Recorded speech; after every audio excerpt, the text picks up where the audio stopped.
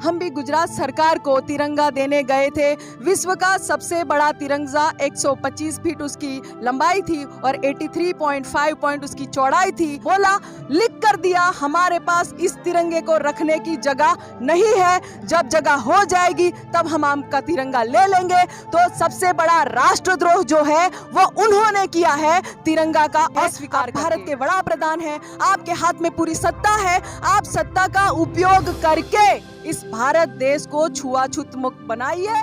2000 बैठ जाए इनको प्रॉब्लम, हम मुझे रख ले इनको प्रॉब्लम, हम पगड़ी पहन ले इनको प्रॉब्लम, हमारी बहनें आगे बढ़कर शिक्षा ले ले इनको प्रॉब्लम। आप लगातार एक आवाज बुलंद कर रहे हैं कि हम लेके रहेंगे आजादी। क्या आज आप आजाद नहीं हैं? जी बिल्कुल हम आजाद नहीं है, क्योंकि जिस देश में मरने के बाद अगर श्मशान अलग है, खाने में, मिड डे मील में दलित बच्चों को अलग बिठाया जाता है, तो कौन सी आजादी।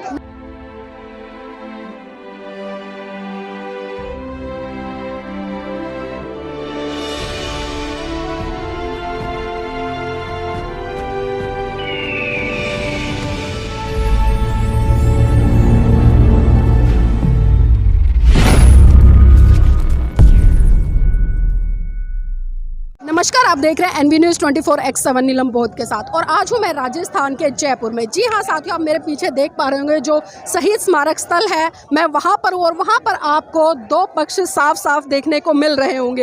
एक पक्ष वो है जो अपनी संस्कृति को बढ़ावा देने के लिए यहाँ पर आज आज़ादी का अमृत महोत्सव मना रहा है, खासकर उसमें महिलाओं की भागीदारी काफ़ी संख्या में। और दूसरी तरफ वो पक्ष है जो कि नीले कलर के गमछों में रंगा हुआ है, जो जय भीम के नारे लगा रहा है। एक तरफ जय श्री राम के नारे लग रहे हैं और दूसरी तरफ जय भीम के नारे लग रहे हैं। एक तरफ से नारे बंद होते तो दूसरी तरफ नारों की जो आवाज़ है पुरजोर आवाज़ में बुलंद होती नजर आती है। किस तरह का ये आज़ादी का महोत्सव है, ये भी बहुत बड़ा सवाल है, क्योंकि यहाँ पर हमने बहुत सारे लोगों से चर्चा की है।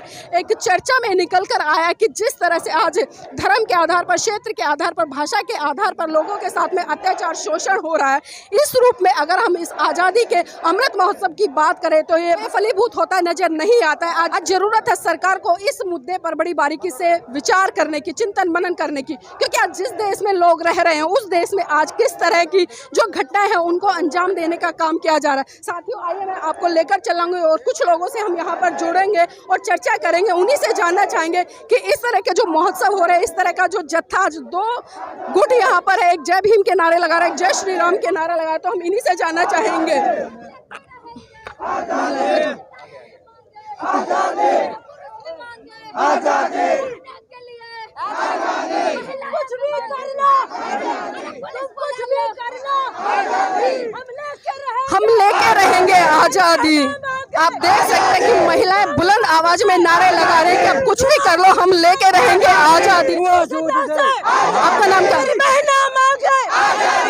भेदभाव से आजादी, तुम कुछ भी कर लो, हम लेके रहेंगे आजादी। भेदभाव से आजादी, जातिवाद से आजादी, धर्मवाद से आजादी, ढोंगवाद से आजादी, हम लेके रहेंगे आजादी। मेरी बहना मांगे आजादी, प्रदेश मांगे आजादी, छुआछूत से आजादी, कौमवाद से आजादी, छोड़ दो, छोड़ दो, अमरजेट छोड़ दो, छोड़ दो, छोड़ दो, अमरजेट छोड़ दो, छुआछूत से मुक्त हो।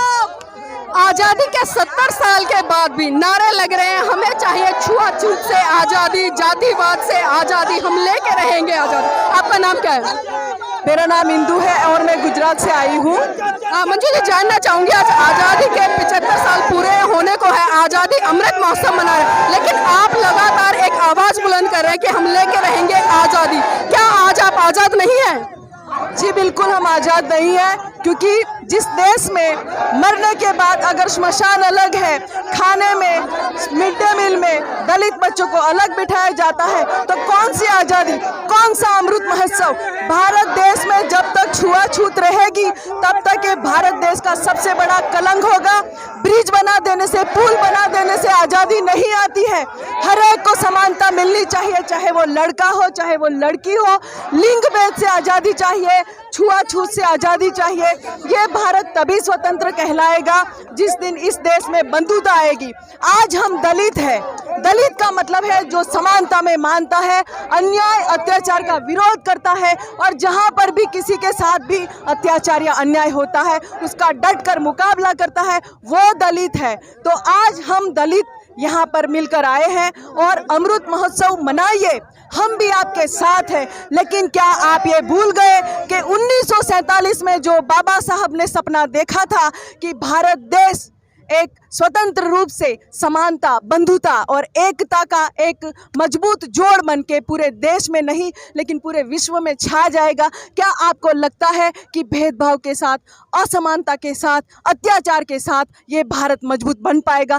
कभी मजबूत नहीं बन पाएगा। अगर भारत देश को मजबूत बनाना है तो समानता, स्वतंत्रता और सबके बीच में भाईचारा और बंधुता होगा, तभी भारत देश मजबूत बन पाएगा।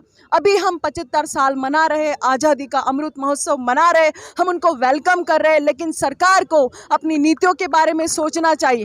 दलितों के कितने मर्डर होते हैं, आए दिन अत्याचार होते हैं। हम घोड़ी पे बैठ जाए इनको प्रॉब्लम, हम मूछें रख ले इनको प्रॉब्लम, हम पगड़ी पहन ले इनको प्रॉब्लम, हमारी बहनें आगे बढ़कर शिक्षा ले ले इनको प्रॉब्लम।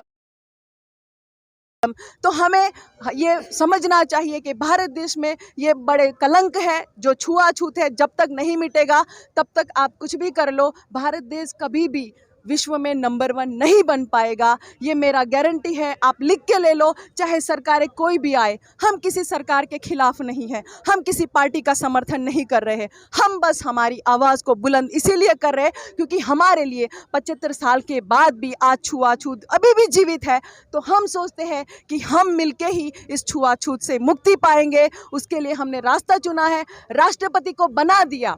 दलित वर्ग से है या एससी वर्ग से है या एसटी वर्ग से या ओबीसी वर्ग से, आप रामनाथ कोविंद को भी बिठा के अलविदा कर दिए। अभी द्रौपदी मुर्मू जी का हम वेलकम करते हैं कि भारत की महिला राष्ट्रपति, और उसको भी आप आदिवासी का एक लेबल लगा के बिठा दिए। लेकिन हम उन्हीं महिला को सम्मानित करते हैं, और ये छुआछूत मुक्त होने का जो बाबा साहब का सपना है, तो हम द्रौपदी मुर्मू जी की बोलेंगे कि आप इस सिक्के को स्वीकार करें और जो नया संसद भवन बन रहा है उसमें इस सिक्कों को रखिए, ताकि जब भी संसद में लोग बैठे और नीतियां बनाए तो सबसे पहले उनको ये बात आए कि भाई जितनी भी पार्टियां बनी वो सारी विफल रही है।